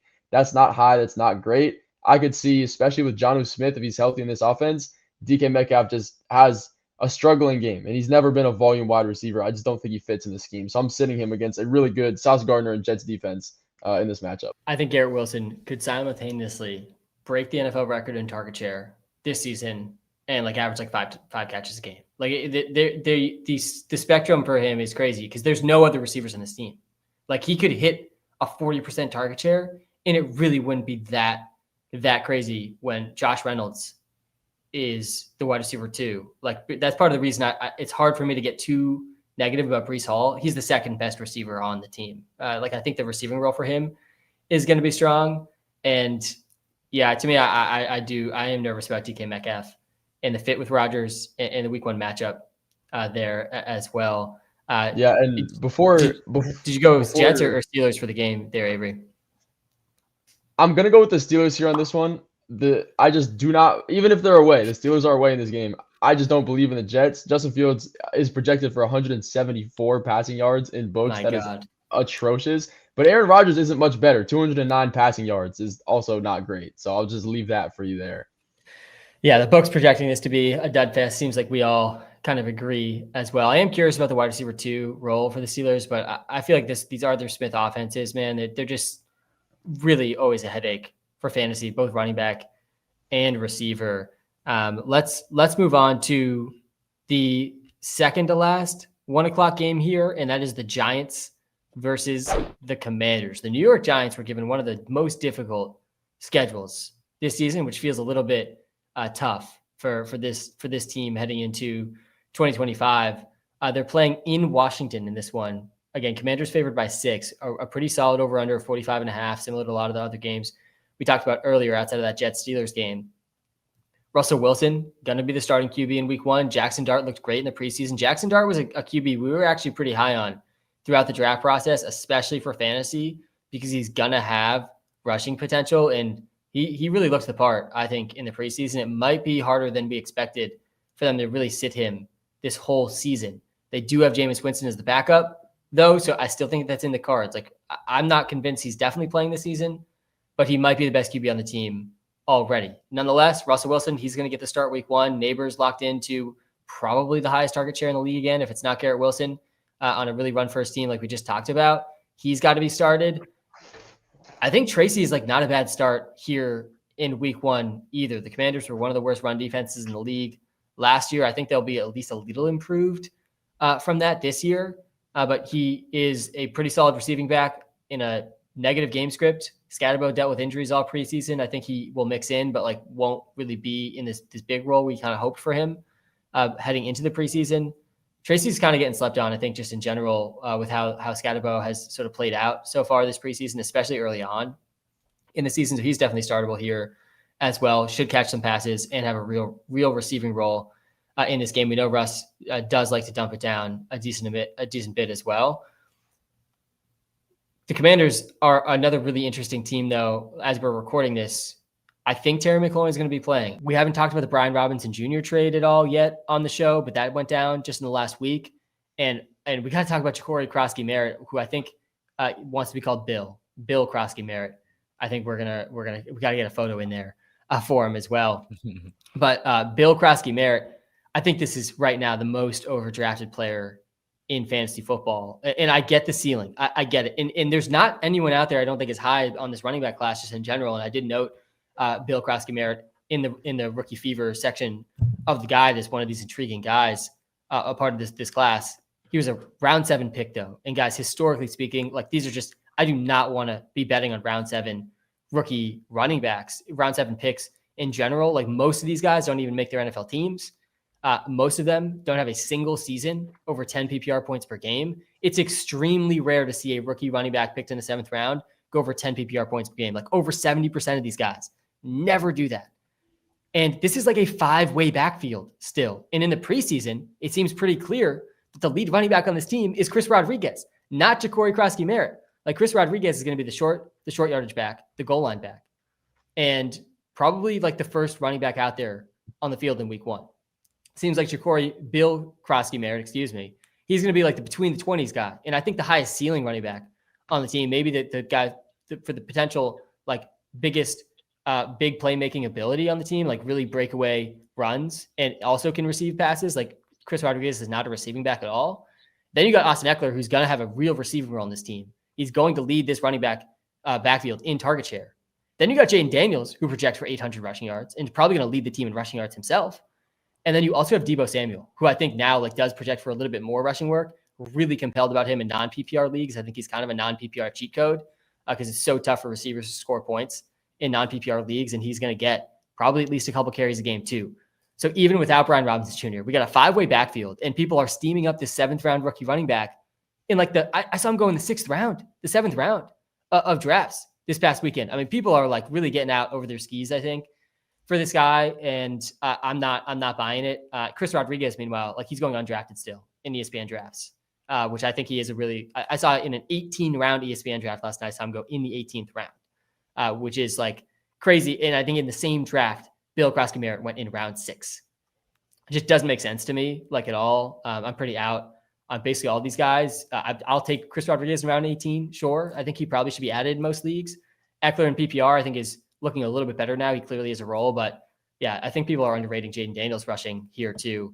But really curious about all that in week 1. I mean, we should see like Chris Rodriguez is like an interesting sleeper, honestly, here in week 1, and Bill Krosky-Merritt, like if he doesn't do it week 1, man, I don't know how much we're really going to see it in this great spot versus the Giants. Jaden Daniels, though, is like really the only guy you really need to start in this game. I mean, the problem with the Commanders, especially if McLaurin isn't playing or at full speed, they spread the ball around a ton. So Deebo, McLaurin, they're startable for sure here, but they're 6-point favorites. I think they probably win by more than 6 points in this game. So I think the game script's kind of concerning for the receivers a little bit as well. I just said, a lot there. Curious what you guys think about that Bill Krosky-Merritt stuff. Seth, are you with him getting steamed up draft boards, or do you think my concern is fair? I mean, that's a lot of steam up to the 6th round. That's not what I'm seeing typically on Sleeper. Yesterday, his ADP was pick 154. So I know people are certainly reaching for him. I expect that to rise. ESPN steamed him up a ton. Let me do this comparison quick, see where he's going across the board here. Yeah. So that's using the WalterPicks draft tool, you can compare any players across their entire ADP. So definitely a good thing to check. But I'm in kind of though, because I did read, just checking in the news section in the WalterPicks app, it shows the reason he went 7th round is in 2023, he played really well, had 1,100 yards, a bunch of touchdowns. And then last year he played 1 game and had eligibility issues. So he didn't really have a chance to really show up before the NFL draft. And I've been following another player, Phil Maffa, for the Cowboys, who I'm excited about. He may or may not make the team. But the coaching staff's like, they didn't even know about him. Like he was a 6th, 7th round guy. They hadn't even seen him play. So when it comes to these 7th round guys, sometimes I think they're just way underrated by some coaching staffs. I'm excited about it. But like you said, I think this is great for Austin Eckler. I think Chris Rodriguez, interesting as well. I'm actually going to go with my must start of the week here. And I'm going to go with Deebo Samuel because of the props that are out there. Now, I did say Tyler Warren was my prop of the week. I don't know exactly where they're going to set that at, but this would be the game. This would be one that I know that I would go for as well. So maybe change it to this one just because we have a line for this game, but it's Commanders -6. Like, are you telling me the Commanders don't win by more than a touchdown against the Giants? I don't care that it's Russell Wilson. I experienced Russell Wilson last year as a Steelers fan. It's not fun. Like, he throws a moon ball every once in a while, but it's not fun at all. Of course, the Commanders, their defense is going to be solid. They went and got some guys. Like, people want to play for that. This is a team with a rookie quarterback people want to play for. I think they got better. They won a lot of games last year, and I think they got better. So I think Deebo Samuel gets, I think, a rushing touchdown. I don't do anytime touchdown. That's not my thing, unless it's someone like Saquon Barkley, where it's like, or Derrick Henry, something like that, where you're like, it's really almost a 50-50 that it's going to happen. But I do think Deebo has a great shot at some rushing touchdowns, some rushing work, and they're going to use him a lot. And even if Terry plays, Deebo's been connecting with Jane Daniels this entire preseason because Deebo hasn't been there. So Deebo's been the wide receiver one all preseason long, and I think that's great for his development for the team. Avery, our Commanders creator for the last many years, formerly two different team names, but we landed on the Commanders now. How are you feeling heading into week one? Anything you want to add about this game? Yeah, I will say there is a lot of questions about what's going on with the Commanders' backfield right now, and it's good questions because whoever this RB1 ends up being is going to be valuable. Whoever runs alongside Jaden Daniels is going to have more upside than somebody like Aaron Rodgers. It's the same thing with the Ravens. If you're running next to Lamar Jackson, you're probably going to be fantasy viable. Even when we see Justice Hill or even Rasheen Ali in the preseason, whatever it is, you're going to have a little bit of fantasy football points. But to that, I don't think any of these running backs are a strong start in this matchup. I would like to take this week as a sit back and see what exactly we're looking at.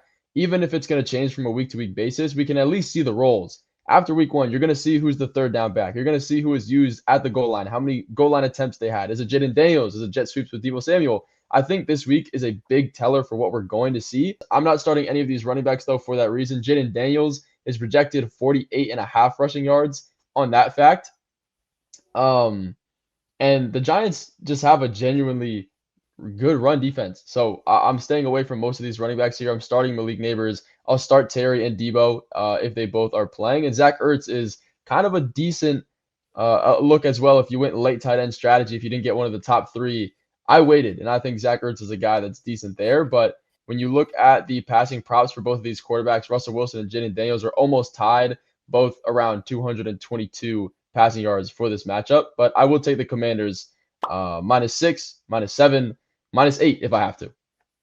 Yeah, I think we're all on the Commanders here pretty easily. And yeah, it's a double-edged sword with the rushing QBs for the running backs in fantasy, because on one side, there's a lot of statistical evidence showing it's going to boost the rushing efficiency for the running back, because the defense has to account for both guys. And we've seen this play out with Lamar, like you mentioned already. But on the other side, the rushing QB steals touchdowns, and those are just so massive for fantasy. So it is definitely a double-edged sword where you boost the rushing efficiency, but usually lower the touchdown rate, unless it's, a Raven situation like last year where every guy just scored a million touchdowns because the offense was just that good. And we could see that, I think, for the Commanders.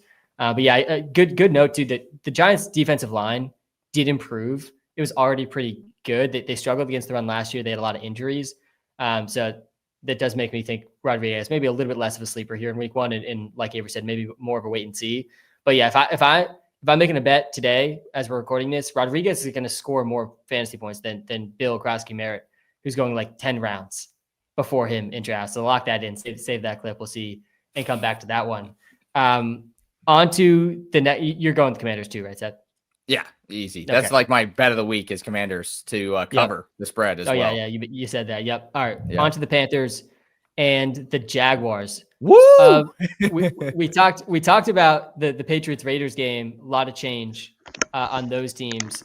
This game reminds me a little bit of that. The Panthers, not as much change as the Jaguars on the coaching staff. But both these teams, honestly, I'm pretty excited about this season. I think both Bryce Young and Trevor Lawrence are both being underrated heading into this season, and both have like a much higher ceiling than they're kind of getting credit for.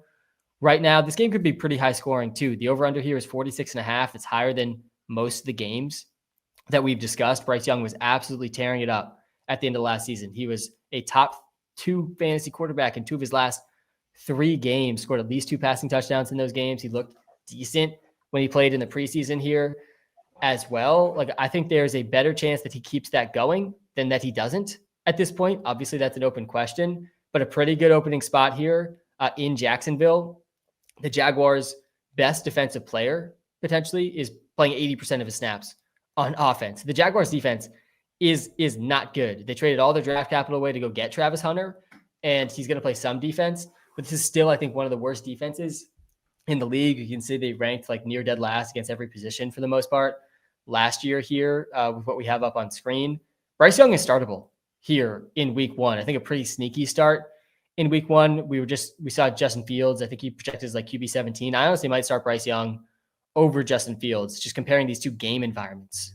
We were just looking at how low the over-under was and how low the passing projection was for Fields. Like there's I think a lower floor for Fields than for Bryce Young in this game. Tet McMillan kind of has to be started, I think, in week 1. He went a lot later in season-long drafts than he did in the best ball drafts that I've been doing all season, which makes some sense. Usually the rookies go a little bit earlier than that. But yeah, we're projecting him as a top 32 receiver here in week 1. Good matchup as well. Chuba Hubbard was on my do not draft list, one of the more bold names I had on there. I do not think he's going to be capable of matching the pretty extreme volume he saw from last year. He ranked top 12 in carries and targets. Like he was like in the top 5 of the league in like total volume per game last year. I just don't think he repeats that. I think Dowdle is going to mix in more than people want.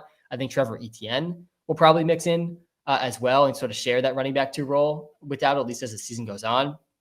Still, though, Hubbard kind of has to be started here in week 1 if you drafted him. Like he's a starting running back for your fantasy team.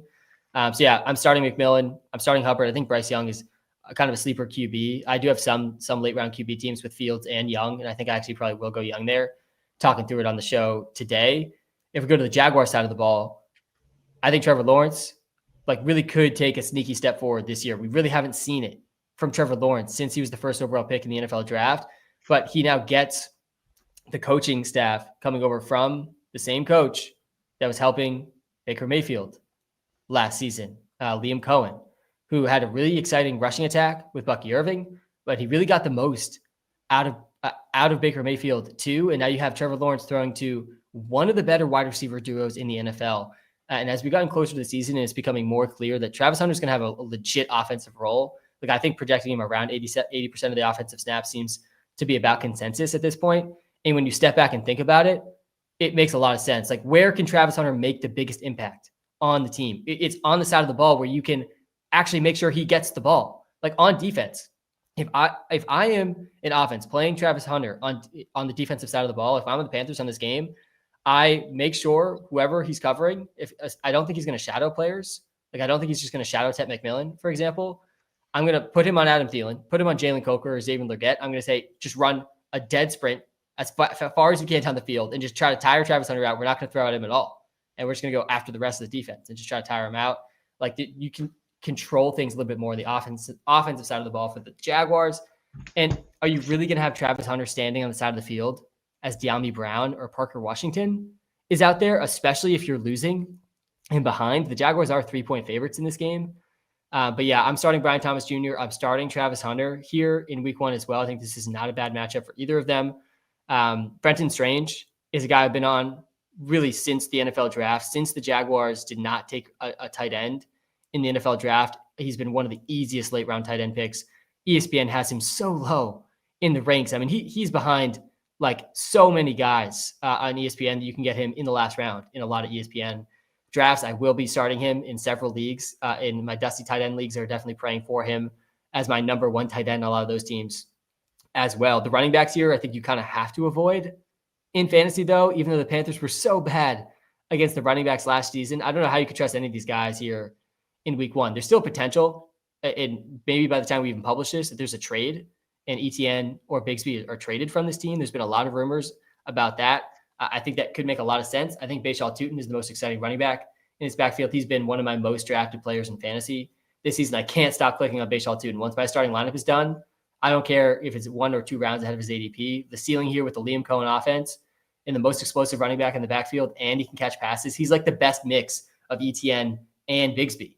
I also like LaQuint Allen, 7th round rookie out of Syracuse, who led all running backs in catches last college football season. I think he has a real role, and part of the reason they might trade Bigsby or Etienne, who are both in the final year of their contracts, by the way, notable for Dynasty for both Tutin and LaQuint Allen, I put LaQuint Allen in the super deep sleeper section of the draft guide this year, since he's obviously going undrafted in every league and is only notable in the most deepest of leagues, like the 32, where I believe I was the one who snagged him. But yeah, I'm pretty excited about this offense in general, and a pretty good, exciting matchup here in week 1. I'm a little surprised they're honestly favored by 3 points with how bad they are defensively, though. I think this should be probably closer to an even spread. This game is in Jacksonville, so I guess that's where they're getting 3 points. I'm gonna hold on who I'm taking in this game. I want to hear you guys talk about it a little bit first. Seth, anything to add from everything I said there? Yeah, I think these are two of the most unexciting teams for playoffs and Super Bowls, but I will say they are some of the most exciting teams for young talent with Brian Thomas Jr., Travis Hunter. I'm excited about Tank Bigsby this year.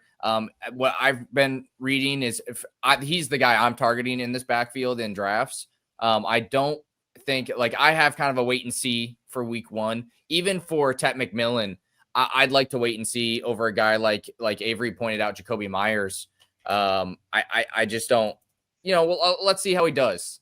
Let's see how he does week 1. Let's see the involvement. I am interested to see who you guys are taking in this game. I will also note Adam Thielen. He's not my waiver wire out of the week, but he's been around, 14.5 points per game last season. He's 35 years old. He's always had like some, look at this 20, what is this? Is this fantasy points? That's fancy. 28 fantasy points, 23 fantasy points, 19 fantasy points. Adam Thielen does have, he's always had a role in whatever offense. So I do think he's someone to mention as well. I think he'll be involved in this game as the Panthers wide receiver 2. I'm excited to see what Bryce Young does this year. He's someone that I do believe in a little bit more, honestly, more than Trevor Lawrence. I think Trevor Lawrence, for me, has been riding his Clemson success for a long time. Yeah, I don't know if you guys have seen it, but there's like Daniel Jones versus Trevor Lawrence. Their stats are almost identical. And it's just like one of them has a bigger name. Daniel Jones is starting. So he's still doing well as well. But I don't think Trevor Lawrence has put it together. I think that makes it very obvious that Travis Hunter has to play offense, because the number one priority for the Jaguars is to make Trevor Lawrence look good. They have to have this quarterback. I think they already paid him, so he's got to be good. So I'm excited to see how this game plays out, but I would try to sit pretty much everybody on both sides of the ball aside from not Travis Hunter. I even sit Travis Hunter. The only player I'm starting is Brian Thomas Jr., I think, in this game. You're not starting Chuba Hubbard? I think Chuba Hubbard could be a start, but like if I've got DeAndre Swift, I'd probably start DeAndre Swift as well, just for week 1, kind of see how things roll out. We do have him as a top 12 RB. I think the pass roll will be there, but it's just like, it's a tough one week 1 it's hard to sit Chuba Hubbard, I guess, against the Jaguars. The matchup is definitely great. Yeah. So I guess Chuba Hubbard, more maybe a flex, for me. But yeah, I'm curious if Avery can split the difference here. I'm starting Hunter and Tet in a week 1. I think both are somewhat risky, like definitely riskier than Ibuka, who we talked about too. People are always a little hesitant to start these rookie receivers. All 3 of these rookie receivers, I definitely think, are startable in week 1 too. And to me, like, the ceiling for Travis Hunter is being basically on par with Brian Thomas Jr. Like, I think that is his ceiling, which is an extremely high ceiling. If he hits that ceiling, we're looking at like another Jamar Chase, T. Higgins, CeeDee Lamb, George Pickens, like type duo here. And that's part of the reason I have some optimism for Trevor Lawrence. And there's so many parallels to Baker Mayfield and Trevor Lawrence with their current, like, Lawrence has honestly been better than Baker was at the beginning of his career. And Liam Cohen turned Baker around to be a top 10 quarterback last season. I think he was even top 6 in a lot of categories. That is the narrative I feel like you got to paint for Lawrence. But to Seth's point, he hasn't done it like in many, many years. It's not like he's had all bad situations there either. But yeah, Avery, you starting Tet and or Hunter here in week 1? This is a position that definitely carries some of the most risk, even season long, just outside of week 1. There's a ton of questions, and just fantasy value for the season is definitely up in the air. Outside of Brian Thomas Jr., I'm starting Tet McMillan. Again, this matchup for the receivers, for the tight ends, for the running backs, it's all positive. Both of these defenses are top 10 in points allowed to almost every single position, which is part of the reason why the over-under is at 46.5. That's on the higher side. So I'm taking a shot on these guys where I can. And my favorite prop of the week actually comes from this game as well, with Brenton Strange at 27.5 receiving yards. I think that is insanely low. 27.5 for a game that's projected almost 50 points. The Jaguars Wow. are -3. I think Brenton Strange at that level is just people are ignoring him. Travis Hunter going to play offense and defense. Sam, to what you were saying before, he's projected on books for 49.5 receiving yards. So it's not like Travis he'll be a Hunter? non-factor. Travis Hunter, yeah. Wow. So I like starting these guys. I think Brenton Strange is a risky start in week 1. I hope you don't have to start him. More of an upside tight end 2 for when he does pan out. But I think the 27.5 yards is just too low for this situation. Yeah, I love that one, Avery. I'm gonna definitely go take that right after this show. I think that is certainly too low for #strange season. I'm gonna lock in my player prop right now too for that Travis Hunter line over 49.5 yards. One of my favorite things with the receiver props is the scenarios where you can get a receiver who's capable of beating his prop line in just 1 or 2 catches, and I do think that is the type of receiver Travis Hunter is. You don't trade up your entire future of draft capital to go draft Travis Hunter and not play him significantly on offense right away in close games when your other options are De'Ami Brown and Parker Washington. I think Hunter could have a 50-yard catch in this game, and I don't think he's going to need that to beat this line. I think he'll have a pretty good chance to get close to 100 receiving yards right out of the gates, the type of prospect he is. And just for some context, quick on the player comps we had for Ted McMillan and Hunter in this draft season, or this NFL draft process, we had Ted McMillan. His top 2 player comps were Rome Odunze and Drake London. 2 very strong prospects. I know Odunze didn't have a great rookie year, someone I'm still pretty high on. Travis Hunter's player comp was Travis Hunter and Shohei Ohtani. I mean, there's no comp for Travis Hunter. He's truly a one-of-one prospect, but I think that goes to say the type of receiver that he can be. And I honestly think like Travis Hunter could be like a faster Devontae Smith type receiver. Both guys, I think, are going to be pretty underrated just in general over the course of their careers. But yeah, I like both these guys, and yeah, I'm taking that Hunter prop line for sure. I like that a lot, and I think I am going to take. I think I'm going to take the Jaguars in this game as well. They are at home, right? We said this game's in Jacksonville. They're 3-point favorites. Yeah, yep, I'm going to go with the Jaguars over the Panthers as well. This should be a really fun game though for fantasy. So we both took the Jags. Avery, you took the Jags too? Yeah. Who are you taking? I'm going to take the Panthers. Nice. I really like the way Bryce Young was playing at the end of last season. And I think that they, as a group, really are making some moves to turn it around. I like the draft pick of Ted McMillan. So overall, I think they've made enough moves. And I just don't like the Jaguars. So we'll have to see how that plays out. Yeah, we'll see. Both Avery and I's props riding on the Jaguars as well. All right, we're through the 1:00 games. A lot of 1:00 games. Is going to be a peak time to be alive there at 1:00 on week 1 Sunday, the best day of the week every year.